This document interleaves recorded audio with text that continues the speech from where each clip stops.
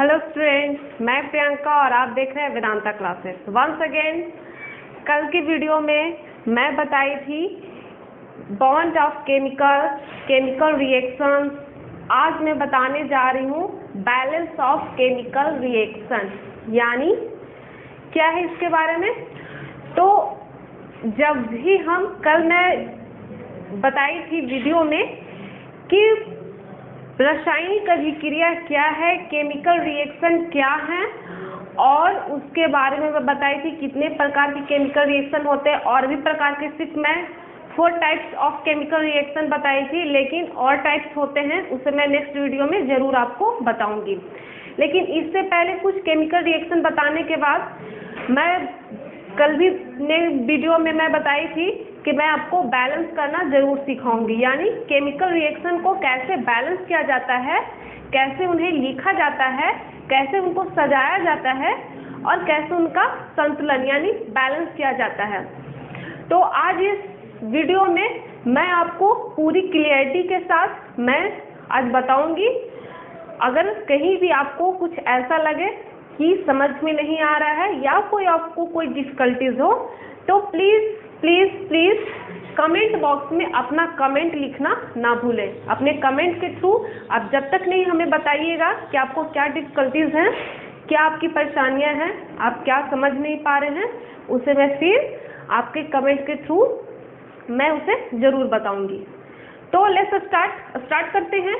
क्या है chemical reaction का बैलेंस करना, क्या है उनका बैलेंस होना। तो किसी भी, मैं कल बताई थी कि किसी भी कंपाउंड का बनना, यानी किसी भी एलिमेंट्स जब जुड़ते हैं, जब कंपाउंड बनते हैं, तो उस कंपाउंड को एक अनुपात यानी एक रेशियो में, एक बैलेंस में और एक थ्रू आउट के जरिए एक अच्छे तरीके से सजाकर लिखा जाता है।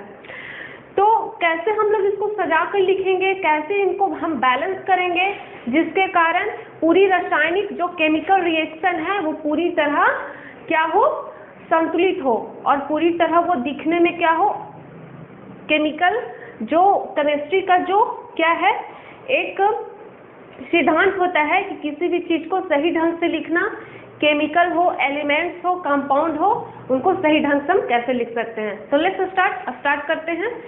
देखिएगा, है बैलेंस ऑफ केमिकल रिएक्शन, यानी रासायनिक अभिक्रिया का संतुलन। का रासायनिक अभिक्रिया मैं बताई, आज उनका मैं संतुलन बताऊंगी।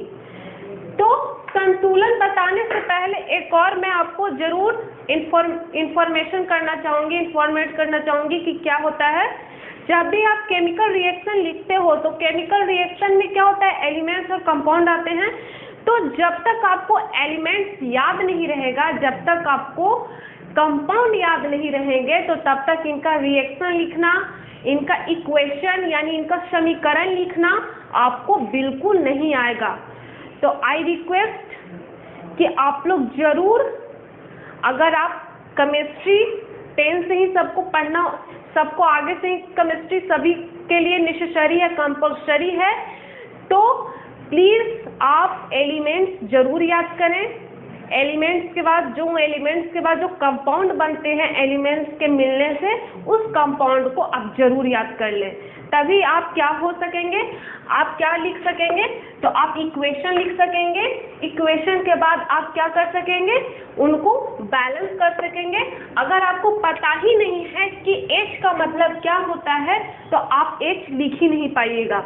अगर आपको पता ही नहीं है कि O का मतलब क्या होता है, तो आप बैलेंस करना तो दूर, आप इक्वेशन भी नहीं लिख पाइएगा। तो सबसे पहले मैं बताना चाहूँगी कि जब भी आप संतुलन सीख रहे हैं या इक्वेशन लिखना सीख रहे हैं, तो प्लीज़ आप क्या कीजिए, एलिमेंट्स और कंपाउंड को अच्छी तरह से याद कर लीजिए। तो मैं बताऊंगी, पहले है H2 + O2। H2 + O2 का मतलब होता है, H का मतलब हाइड्रोजन और O का मतलब ऑक्सीजन। और जब भी हम H लिखते हैं, जब भी हम किसी से रिएक्शन करवाते हैं, तो H + O नहीं लिखते, ये हमेशा 2 के रूप में होता है। 2 क्यों होता है, तो हमेशा 2 परमाणुओं से जुड़कर बना होता है, ये हमेशा 2 एटम से जुड़कर बना होता है, हमेशा ये सिंगल नहीं रहता है, हमेशा 2 के रूप में रहता है। जैसे N2 H2, I2, Br2, ऐसे जो होते हैं, ऐसे एलिमेंट्स जो जिस ग्रुप के होते हैं, जिस ब्लॉक के होते हैं, वो क्या होते हैं, हमेशा 2 के रूप में रहते हैं, यानी डबल एटम से मिलकर बने होते हैं। तो मैं बताऊंगी आज क्या है। तो H2 प्लस O2 क्या मिलकर बनाया, जल, H2O। H2O का मतलब क्या होता है, जल, जल यानी पानी, यानी वाटर।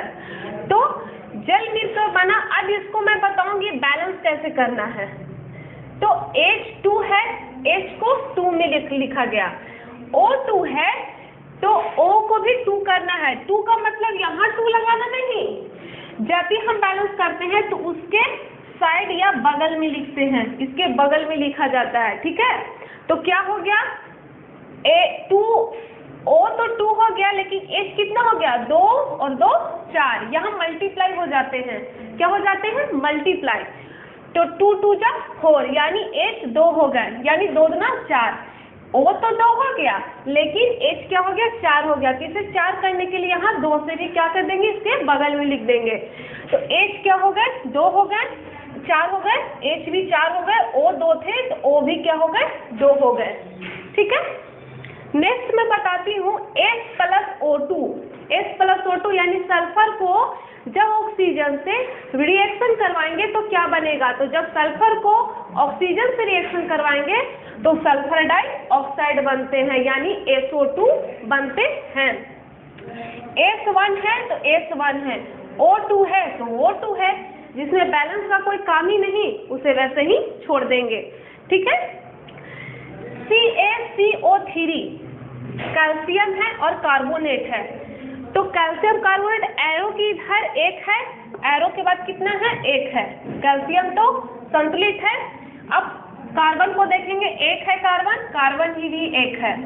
O3 है, O3 यानी O1 और प्लस 2, तो 2 और प्लस 1 3, इसमें भी संतुलन करने की कोई आवश्यकता नहीं है, ठीक है। C plus O2, C plus O2 यानी कार्बन को जब ऑक्सीजन से रिएक्शन करवाते हैं तो कार्बन डाइऑक्साइड और प्लस हीट यानी उष्मा देता है। तो कार्बन को जब ऑक्सीजन से रिएक्शन करवाए तो एरो के बाद क्या आता है, कार्बन 1 है तो एरो के पहले कार्बन 1 है, O 2 है तो एरो के बाद कार्बन भी 2 है। इसमें बैलेंस की कोई आवश्यकता नहीं है। नेक्स्ट मैं बताती हूँ Mg प्लस O2। Mg मतलब होता है मैग्नीशियम, Mg का मतलब मैग्नीशियम। जब मैग्नीशियम को ऑक्सीजन से रिएक्शन करवाएंगे तो क्या बनेगा, MgO यानी मैग्नीशियम ऑक्साइड बनते हैं। क्या बनते हैं, मैग्नीशियम ऑक्साइड। तो एरो के पहले हम देखेंगे, बैलेंस करने के लिए सबसे पहले क्या करते हैं, एरो के पहले एलिमेंट्स को देखते हैं। एरो के पहले एलिमेंट्स कितने हैं, Mg 1 है, Mg 1 है, O 2 है लेकिन O 1 है, तो क्या करेंगे इसे 2 से मल्टीप्लाई, तो 2O हो गए, लेकिन Mg भी 2 हो गए, तो इसके बगल में लिखते हैं। मैं बताई हूँ कि कभी नीचे कभी भूलकर भी नहीं लिखिएगा, जब भी बैलेंस करना रहे तो एलिमेंट्स के बगल में हम लोग नंबर लिखते हैं, ठीक है। नेक्स्ट मैं बताती हूँ CO2 प्लस H2O। जब कार्बन डाइऑक्साइड को जल से रिएक्शन करवाते हैं तो क्या बनता है, C6H12O6 यानी ग्लूकोज का निर्माण होता है और ऑक्सीजन का निर्माण होता है। ग्लूकोज यानी C6H12O6। जब भी हम लोग खाते हैं तो हमारे क्या होते हैं, स्टमक में ग्लूकोज का निर्माण होता है। जब भी एनर्जी में हम कुछ भी भोजन करते हैं तो एनर्जी के रूप में ग्लूकोज का निर्माण होता है। वैसे ही पेड़ पौधे में, जैसे जो भी प्लांट टाइप्स में आते हैं, वो भी जब सनलाइट की उपस्थिति में कार्बन डाइऑक्साइड और क्या लेते हैं, सनलाइट लेते हैं और जल का निर्माण होता है, तो क्या वो भी ग्लूकोज का निर्माण करते हैं, यानी कार्बन डाइऑक्साइड और जब जल लेते हैं तो ग्लूकोज का निर्माण होता है और फिर ऑक्सीजन। तो पेड़ पौधे भी इसी तरह से रिएक्शन करवाते हैं कि जब कार्बन डाइऑक्साइड रहे और जल उन्हें मिले तो क्या बनाते हैं, ग्लूकोज का निर्माण करते हैं और ऑक्सीजन गैस के द्वारा बाहर निकलता है। अब इनका बैलेंस देखेंगे, ठीक है। कार्बन 1 है, यहाँ कार्बन 6 है, तो कार्बन को पहले बैलेंस कर देते हैं। तो 6 कार्बन होने के लिए यहाँ 6 कार्बन लगाएंगे, 6 कार्बन। अब ऑक्सीजन देखेंगे, 12 और 1 13, 6 दूना 12 और प्लस 1 यहाँ है तो 13, O6 और 8। इसे बैलेंस करने के लिए तो पहले C6 हो गया, ठीक है। अब H को 12 करना है, तो H को 12 करने के लिए 6 यहाँ भी करेंगे, तो AC भी बैलेंस हो गया, H भी बैलेंस हो गया, 6 दूना 12 और C भी 6 हो गया। लेकिन O कितना होगा, 6 और 12, 12 6 18, 18 करने के लिए यहाँ 6 दूना 12 और 12 6 18। आया समझ में? एक बार और मैं रिपीट कर देती हूँ, क्या है। कार्बन को 6 करने के लिए यहाँ 6 है, तो 6 से मैं यहाँ नंबर लगाई तो 6 होगा कार्बन, और इसके बाद हाइड्रोजन को मैं बैलेंस की तो हाइड्रोजन कितना है 12, तो 12 करने के लिए यहाँ 6 से मैं इसको मल्टीप्लाई की, 6 2 जा 12, तो H भी बैलेंस होगा। अब O को देखते हैं, यहाँ 6 दूना 12 और यहाँ 6, तो 12 6 18, 6 और 6 दूना 12, 12 6 18, यानी 18 ऑक्सीजन भी हो चुके हैं। नेक्स्ट मैं बताती हूँ, नेक्स्ट है NaCl। NaCl का मतलब होता है साधारण नमक या लवण के रूप में होता है, जिसको साधारण नमक बोलते हैं NaCl, जो नमक हम लोग यूज करते हैं, यानी सोडियम क्लोराइड। इसका साइंटिफिक नाम होता है सोडियम क्लोराइड NaCl।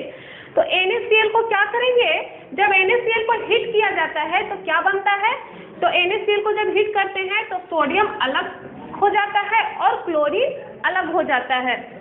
तो हम देखते हैं कि एरो के पहले एलिमेंट्स कितने थे सोडियम के, तो 8 थे, 8 हैं एरो के बाद भी, लेकिन Cl2 है, तो यहाँ 2 करने के लिए Cl के पास 2 लगा देंगे, फिर यहाँ भी 2 लगा देंगे, यानी सोडियम भी 2 और क्लोरीन भी 2 आते हैं।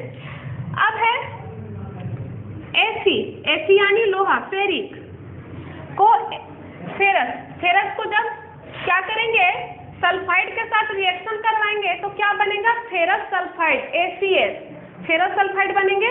Fe एक है, सल्फाइड एक है, तो सल्फाइड भी एक है।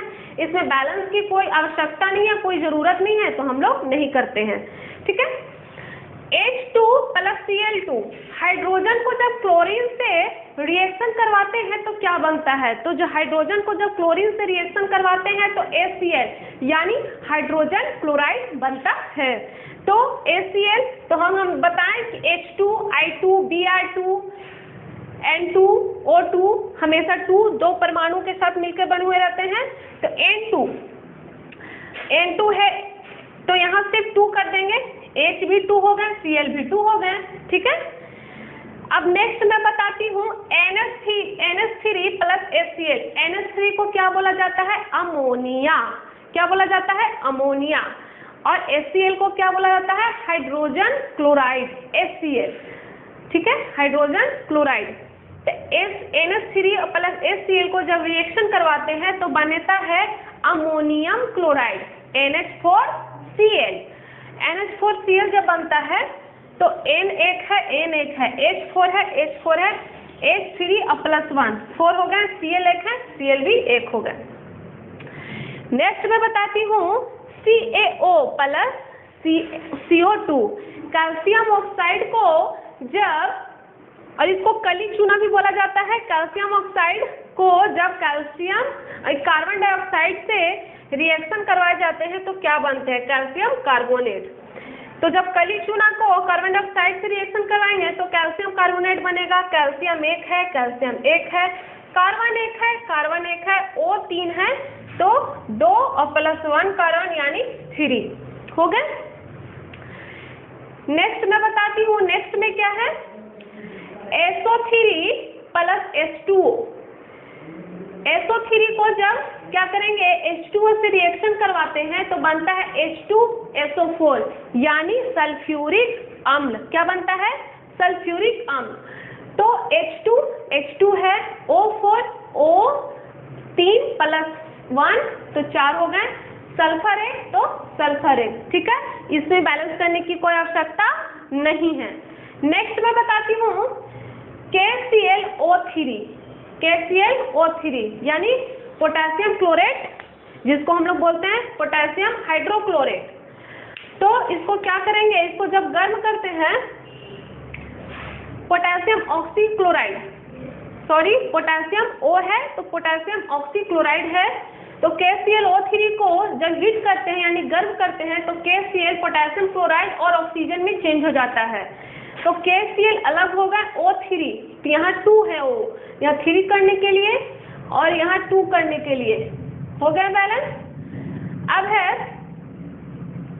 Copper sulphate CuSO4 into H2O, तो CuSO4 प्लस H2O, Cu एक है, Cu एक है, SO4 है, SO4 है, H2 है, H2 है, O है, O है, ठीक है।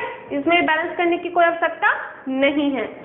फिर है Al2O3, यानी सिल्वर ऑक्साइड को Al2O3 को क्या करेंगे, जब इसमें इलेक्ट्रिक डालते हैं यानी विद्युत धारा जब प्रवाहित करते हैं तो क्या बनता है, सिल्वर अलग हो जाता है और ऑक्साइड अलग हो जाता है। तो Al2 2Al हो गए, O3 का मतलब क्या होता है 3O, तो 3 करना है, यहाँ 2 करना है, O4 तो यहाँ 4 कर देते हैं, ठीक है। नेक्स्ट है जिंक को कॉपर सल्फेट से जब रिएक्शन करवाए जाते हैं तो क्या होता है, ये आयन जो होता है इनको दे देते हैं यानी ZnSO4, और जो कॉपर है उनको अलग निकाल देते हैं। यह मैंने कल भी बताई थी, विस्थापन या डिस्प्लेसमेंट अपना चेंज करता है, अपना स्थान चेंज करता है, इसमें बैलेंस की कोई आवश्यकता नहीं है। नेक्स्ट है Cu प्लस AgNO3 यानी सिल्वर नाइट्रेट। तो कॉपर को जब सिल्वर नाइट्रेट से जब रिएक्शन करवाते हैं तो कॉपर नाइट्रेट अलग हो जाता है और सिल्वर को अलग कर देता है। तो Cu एक है, Cu एक है, नाइट्रेट NO3 का होल 2 है, तो यहाँ 2 करेंगे, यहाँ 2 करेंगे और यहाँ